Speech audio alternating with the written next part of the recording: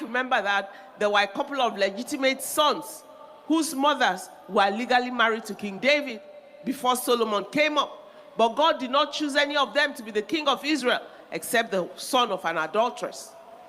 No wonder Hebrews chapter 5 verse 4 says, and no man taketh this honor unto himself, but he that is called of God, as was Aaron. Psalm 75 verse 6 and 7 corroborates this by saying, promotion cometh neither from the east, nor from the west, nor from the south, but God is the judge. He putteth down one, and he setteth up another.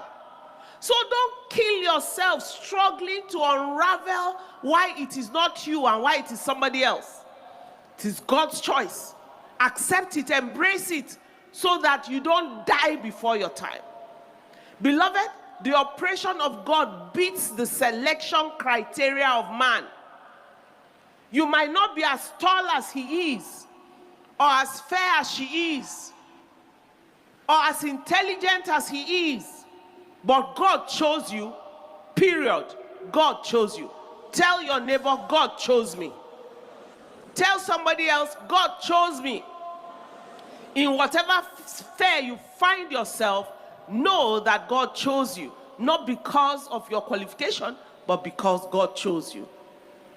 Some time ago, the Lord ministered to God's servant, and he realized that God is such a jealous God.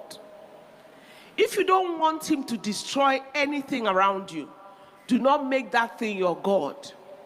If a business becomes your God, it might fold up. When you begin to think that you cannot live or succeed without that business, God may close it up so that you can look up to him and look up to him alone.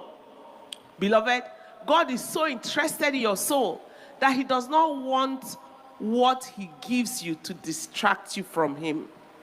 He chose you for himself. Somebody say, I hear. And whenever God chooses a person, the person is chosen. And there is nothing anybody can do about it. Somebody say, I hear again. When you are appointed by God, you cannot be disappointed by man. When you are favored by God, you can never be frustrated by man. When man appoints you, man can disappoint you. If the president of your country gives you an appointment, he can take it back. If the governor of your state gives you a contract, he can revoke it. But if God Almighty takes you up, no one can bring you down. Somebody say amen.